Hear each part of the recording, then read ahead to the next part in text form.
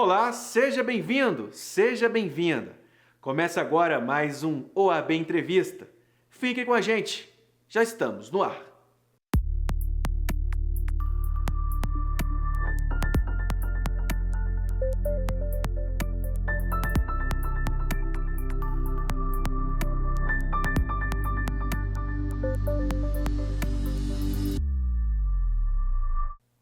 Nós começamos o programa de hoje com a participação do presidente do Conselho Federal da OAB, Felipe Santa Cruz, no seminário A Lei de Segurança Nacional e sua aplicação após a Constituição de 88. Na ocasião, o presidente afirmou que a Lei de Segurança Nacional vem sendo utilizada como uma tentativa de silenciar os críticos do governo e precisa ser transformada em uma norma de defesa da democracia. E a lei, sim, a Lei de Segurança Nacional vem sendo utilizada para calar, para intimidar, vem sendo um instrumento de atraso, um instrumento de resgate aos piores momentos ditatoriais do nosso país ao longo do século XX. Então, nós temos dois caminhos, né? Há uma série de ações perante o Supremo Tribunal Federal, temos aqui o ideal para falar sobre isso, um dos maiores pensadores jurídicos do nosso país em todos os tempos, que é o ministro Luiz Roberto Barroso, também profundamente ligado aos princípios da advocacia e à democracia. A vida do ministro se confunde com essa luta pela democracia desde os seus tempos de estudante na Universidade do Estado do Rio de Janeiro. Temos aqui as grandes lideranças do Congresso Nacional e a Ordem só quer, eu encerro essa abertura, exortar a essas lideranças do Congresso Nacional que nós possamos transformar, sim, um vácuo que seria perigoso para o nosso país se o Supremo entender afastar completamente essa lei, mas transformar essa lei numa lei de defesa da democracia, transformar esse copo amargo, esse limão amargo numa limonada doce, esse cálice tão pesado numa garantia do nosso Estado Democrático de Direito. Eu acho que esse seria um legado, digo aos líderes do nosso Congresso, um legado para além de muitos e muitos anos da gestão dos senhores. Hoje, o primeiro passo para evitarmos mais um grave acidente à história democrática brasileira é enterrarmos o espólio autoritário da Lei de Segurança Nacional, reconhecendo a não recepção das disposições incompatíveis com os direitos e garantias fundamentais da Constituição de 88. Não é possível compactuarmos com o reiterado abuso mediante a utilização desse instrumento de exceção para calar vozes críticas ao governo e aos homens públicos. José Rodrigues Vieira Neto, o maior dos professores e advogados do Estado do Paraná, ex-presidente da OAB, preso pela ditadura militar, nos alertava: quando se pretende interrogar as ideias, censurar a ciência, impedir o livre curso do pensamento, renegar a cultura, é porque o medo se transferiu dos oprimidos para os opressores. Na defesa do núcleo fundamental dos direitos do indivíduo, não permitiremos retrocessos às liberdades públicas, em especial a liberdade de imprensa, de expressão e de manifestação do pensamento, pressupostos do pleno desenvolvimento da personalidade humana, da consolidação da democracia e do Estado de Direito, conquistas civilizatórias indeclináveis do nosso tempo. Esse seminário apontará os graves riscos democráticos que estamos presenciando, ao tempo em que oferecerá ao Congresso Nacional e ao Supremo Tribunal Federal os melhores caminhos para a constituição de um país verdadeiramente livre e justo. Participaram também do evento virtual autoridades do campo democrático, pesquisadores, representantes do Judiciário e do Legislativo, a fim de debater os recentes episódios envolvendo a aplicação da lei. Talvez precise lançar sobre essa lei, e aqui eu termino, é a questão da tensão que existe hoje no mundo entre as campanhas de ódio, de desinformação e de desestabilização das instituições vis-à-vis a liberdade de expressão. O mundo está em busca de um equilíbrio entre esta tensão que tem se colocado com o risco representado pela difusão de mentiras ou de meias verdades, pelas teorias conspiratórias e pelos ataques concertados às instituições. Não é uma crítica à Câmara, uma crítica ao Senado ou uma crítica ao Supremo, por mais dura e severa que seja. Isso faz parte da vida e da democracia. São campanhas orquestradas e financiadas para destruição ou desmoralização das instituições. É isso que nós precisamos enfrentar. Não é a opinião que cada um tenha sobre cada um de nós. Conversava com o presidente Rodrigo Pacheco, quem está na vida pública tem que estar preparado para ouvir coisas horrorosas e ler coisas horrorosas. O presidente Arthur Lira, tenho certeza, já terá passado por isso. Críticas construtivas, críticas destrutivas, enfim. Estar na vida pública significa estar preparado para, sem muitos melindres, ouvir muitas barbaridades e seguir viagem. Porque uma coisa que eu aprendi nessa vida também é que, primeiro, o que ofende é a verdade, a mentira não ofende. E coisa ruim só cola em quem pode colar. E, portanto, a gente deve seguir viagem, atravessando o ódio, a mentira, as meias-verdades, porque isso faz parte da vida de qualquer homem público. Mas é preciso encontrar um equilíbrio, porque a liberdade de expressão é um valor muito expressivo e é a premissa para o exercício de outros direitos. E, portanto, o mundo que viveu problemas como, por exemplo, uma tipificação que se tem que considerar na eleição nos Estados Unidos e no Brexit, você tem interferência estrangeira com ajuda interna no processo eleitoral.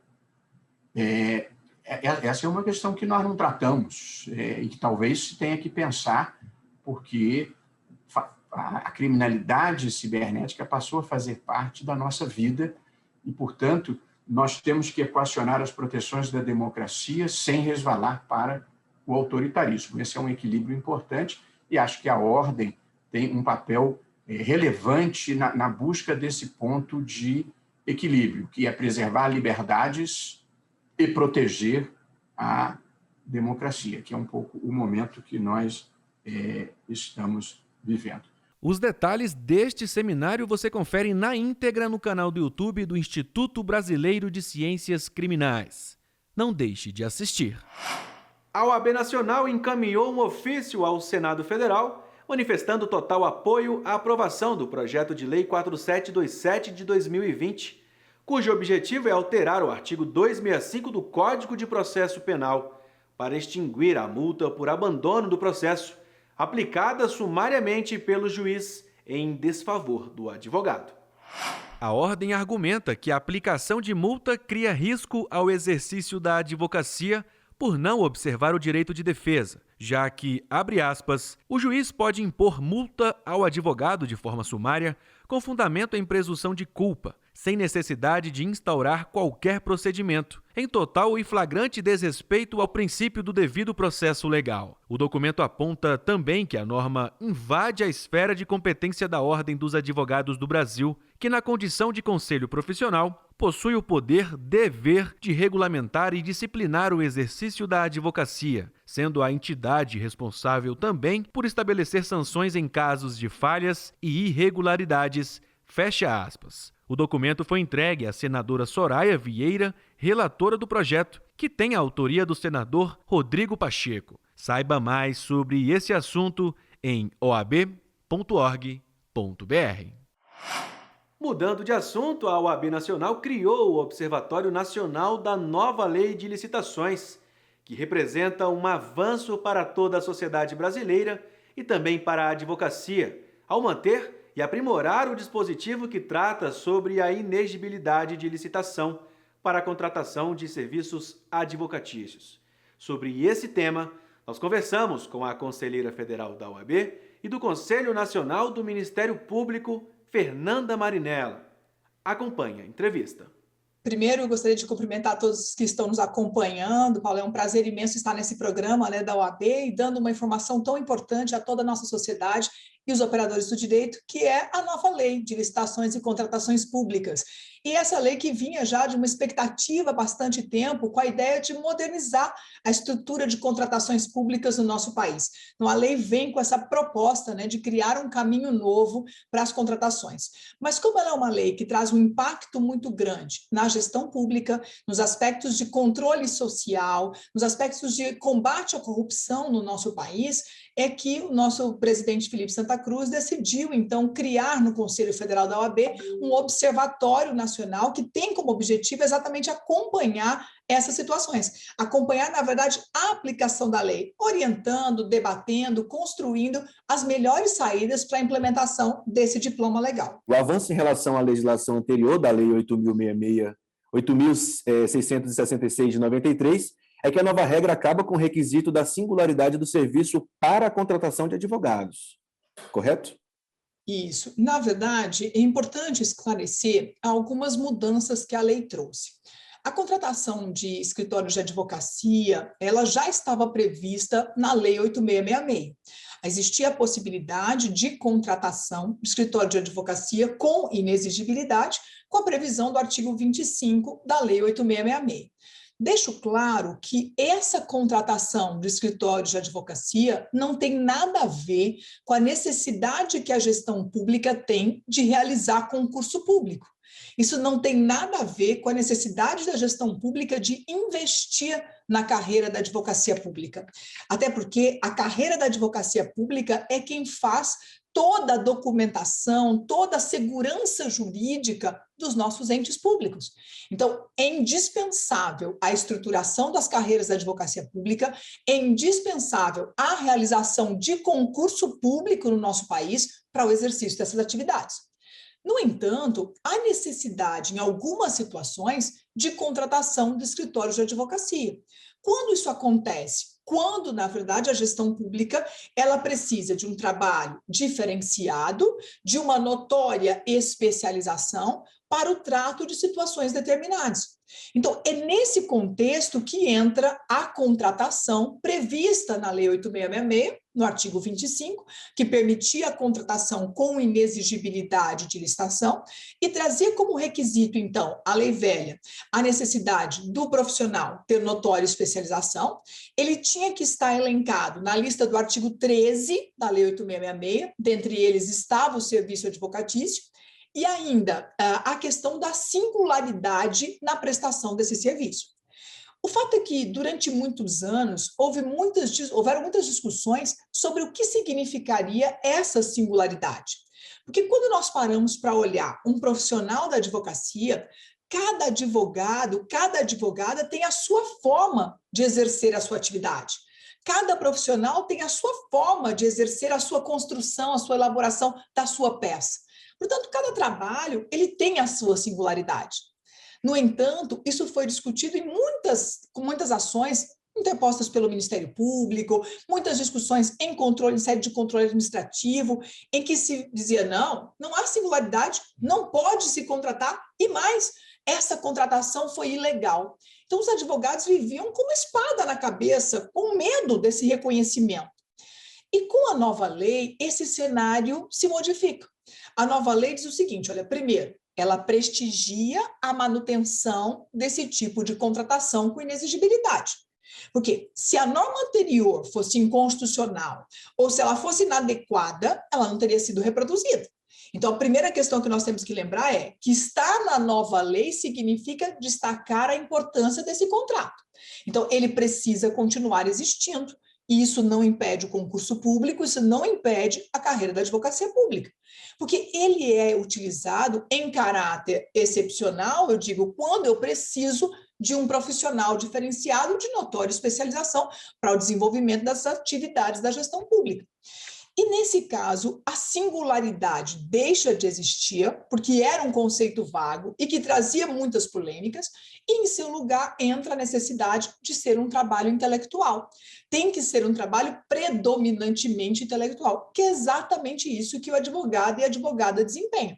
Então, na verdade, a lei prestigia a manutenção desse tipo de contrato, a lei retira o que era polêmico com relação a essa contratação e permite que ela seja feita quando existir a notória especialização e quando este profissional estiver produzindo o trabalho intelectual. Eu digo, na verdade, que a retirada da singularidade nos traz uma mudança na fundamentação. Por que eu posso contratar com inexigibilidade nesse caso?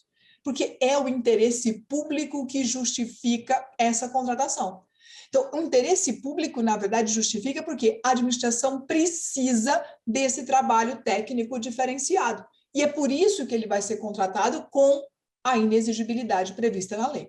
Então, eu penso que a lei, ela prestigia a manutenção desse contrato, ela flexibiliza, retirando o que era polêmico e traz agora uma definição do trabalho intelectual que efetivamente não há discussão. É isso que um advogado produz, é isso que está na nossa lei, é isso que é desenvolvido pela advocacia. Agora nós vamos para um breve intervalo e voltamos em instantes. Não saia daí.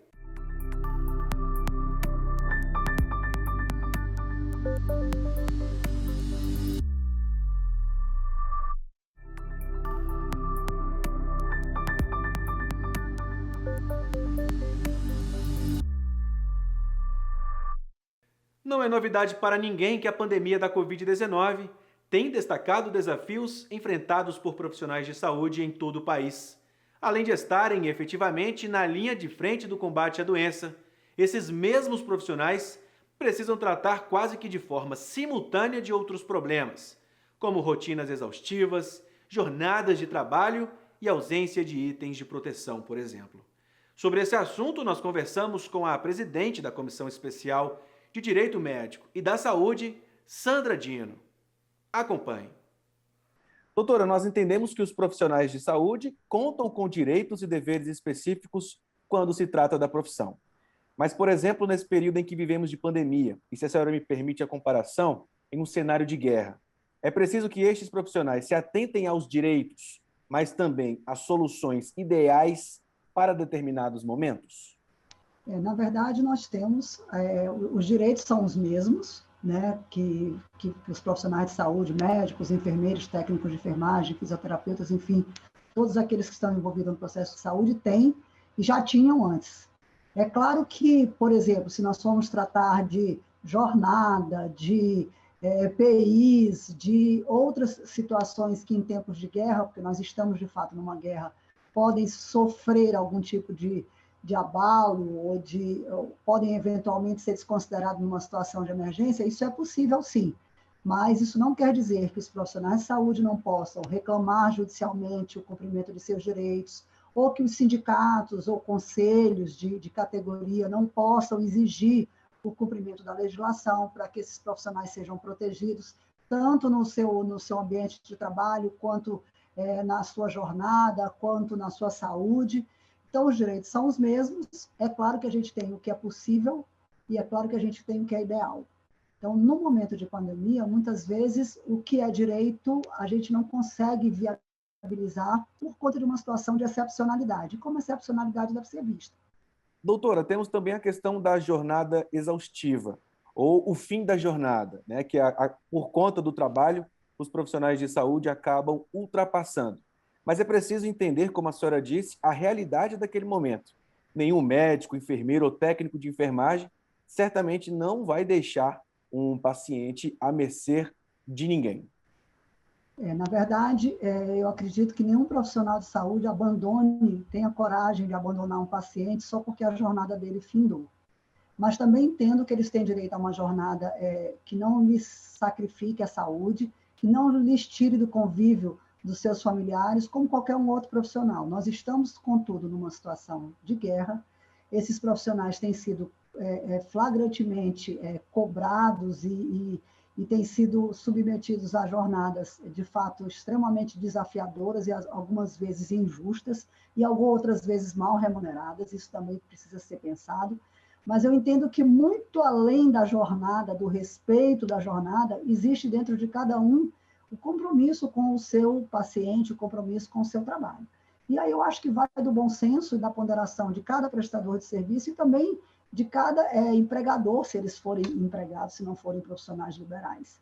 Eu acho que aí a gente está numa situação de excepcionalidade, como eu já disse várias vezes, E nessa situação de excepcionalidade, eu entendo que todos os profissionais de saúde vão privilegiar a vida, mas eles precisam também privilegiar um pouco a sua própria vida e a sua própria saúde, porque o que a gente tem visto são profissionais de saúde também adoecendo em razão de não terem seu descanso, de não terem o seu horário de alimentação, de não terem o seu horário de retorno para as suas casas preservados. Então, são situações que a gente precisa pensar tanto de um lado, do paciente, da necessidade do serviço, quanto do lado do profissional que está acudindo, que está atendendo aquela pessoa.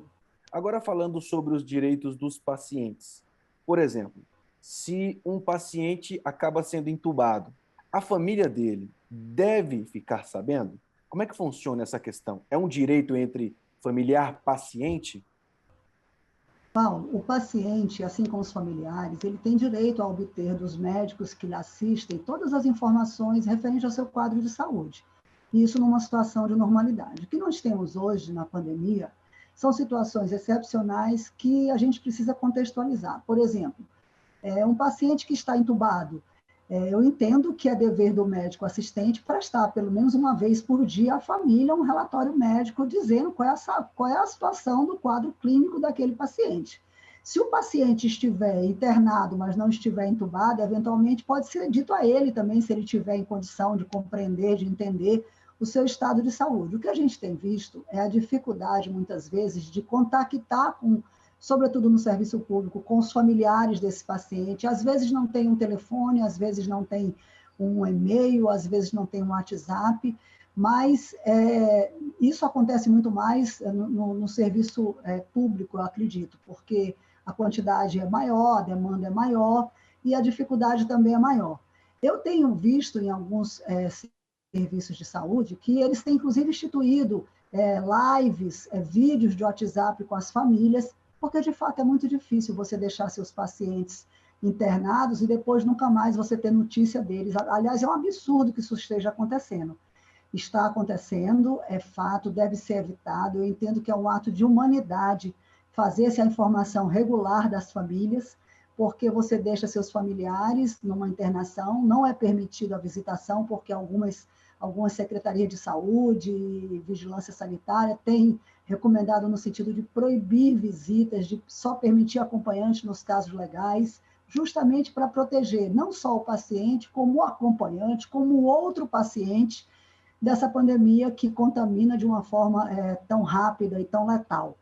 Então, eu entendo que é um ato humanitário que deve ser incentivado tanto nos hospitais públicos quanto nos hospitais particulares, que deve constar dos prontuários de internação do paciente a forma de contato, que seja fornecido um e-mail, que seja fornecido um WhatsApp, que seja fornecido um telefone, para que as famílias possam ter essa notícia, ainda que uma vez por dia, 2 vezes por dia, a depender, mas que seja feito um esforço na prestação desse serviço, porque, de fato, é um ato de humanidade. A Ordem dos Advogados do Brasil realizou o evento online Café com Mediação, um panorama da mediação na prática ambiental do Brasil e no mundo. A transmissão foi aberta ao público. Claro que, quando a gente fala em mediação ambiental, mediação envolvendo o meio ambiente, há muita dúvida, né, em relação, primeiro, ao próprio cabimento da mediação ambiental, né? Aliás, mediação envolvendo direitos meta-individuais, difusos, coletivos, né? Será que isso é possível? Então, nesse meu começo de fala, Mara, eu gostaria apenas de tentar desfazer algumas confusões que derivam da própria letra da lei brasileira, né? Então, o que é uma mediação ambiental? O que é uma mediação enquanto procedimento e uma mediação enquanto resultado? Bom, vamos lá. Enquanto procedimento de resolução consensual de conflitos, seja em juízo ou fora dele, a mediação é cabível para tentativa de solução de qualquer espécie de conflito, seja individual, seja coletivo, seja de direito disponível, seja de direito indisponível. Não há qualquer limitação em relação ao cabimento do procedimento mediatório, assim como de conciliação, de negociação, enfim. Alguém pode perguntar, mas como assim? Quer dizer que cabe mediação em qualquer matéria, em qualquer disciplina, em qualquer tipo de conflito? Sem sombra de dúvida. Mas a lei de mediação fala que cabe mediação apenas para fins de solução de conflitos envolvendo direitos disponíveis. A mesma lógica da lei arbitral de 96 no Brasil, dizendo que cabe arbitragem como meio privado, a adjudicação privada de conflitos, enfim, desde que o conflito diga respeito a direitos patrimoniais disponíveis. O CPC 2015 determina que audiências de conciliação e mediação sejam designadas quase sempre, a não ser quando não se trate de possibilidades de autocomposição, o que remete também, eventualmente, à ideia de cabimento de autocomposição apenas quando se tratar de direitos patrimoniais disponíveis. Mas calma lá. O professor Eduardo Ricci, saudoso italiano, já apontava esse problema há muito tempo no Brasil e na Europa, no civil law em geral. Não dá para confundir procedimento de resolução de conflitos com um eventual resultado alcançável por via do procedimento. Para ser mais claro, a possibilidade, a eventualidade de uma transação dentro do procedimento não pode impedir, não pode reger absolutamente o cabimento ou não do próprio procedimento. Ainda falando em evento virtual, a OAB Nacional realizou também um webinar sobre os direitos da pessoa com autismo na pandemia. Entre outros assuntos, foram discutidos as atividades das redes de apoio, processo de aprendizagem, planos de saúde e inclusão. A inclusão significa acolhimento. E nesse momento de pandemia, é o que todos buscam, acolhimento. O mais importante disso tudo é a empatia também, né? Porque quando eu já estava começando os primeiros tratamentos do Pedro, eu comecei a ter contato com pessoas que não tinham tratamento algum. E a gente ia se aproximando, e quanto mais você vai para a periferia, quanto mais no atendimento da UAB, que você vê que chega aquelas mães assim, que é como a Andréa falou, como é que você explica um trabalho que a mãe teria que fazer com a criança se nem ela entende, né? Então, foi nessa empatia, eu falei assim, gente, o Pedro já passou a ter uma fala funcional, mas e quem não tem? Aí você fala assim, mas meu filho tem, isso é o que importa. E a sociedade lá fora, e a violência que está lá fora, se nós não nos acolhermos? As pessoas sem acolhimento, elas se embrutecem, com tanto tapa na cara, com tanta porta fechada, com tanto você não pode entrar aqui. E aí, quando você fala assim, eu quero uma mudança, a mudança começa dentro da casa, começa dentro de nós, mas ela tem que expandir, ela tem que ir para a rua, ela tem que ocupar seu espaço na sociedade. Esse tema é muito fértil, obviamente, porque ele é fértil de todo modo, já que nós nunca havíamos passado por um momento assim, mas ele se torna muito mais delicado e muito mais precioso no sentido de debate, no sentido de estudo, no sentido de momentos como esse, quando nós falamos da vida do autista. Nós falamos de um cotidiano, de uma rotina que nós ainda estudamos e trabalhamos muito para entender quais são os melhores acertos, quais são os melhores passos, quais são os melhores caminhos em muitos pontos que diz respeito à saúde. Então, se isso diz respeito à questão da saúde como um todo, também à saúde mental, também ao equilíbrio da convivência familiar e tudo isso que impactou as famílias e os autistas nesse momento. Este programa especial da Ordem dos Advogados do Brasil fica por aqui. Se quiser conferir tudo que a OAB vem fazendo, não deixe de seguir a gente nas redes sociais. Nos vemos na próxima semana. Até lá!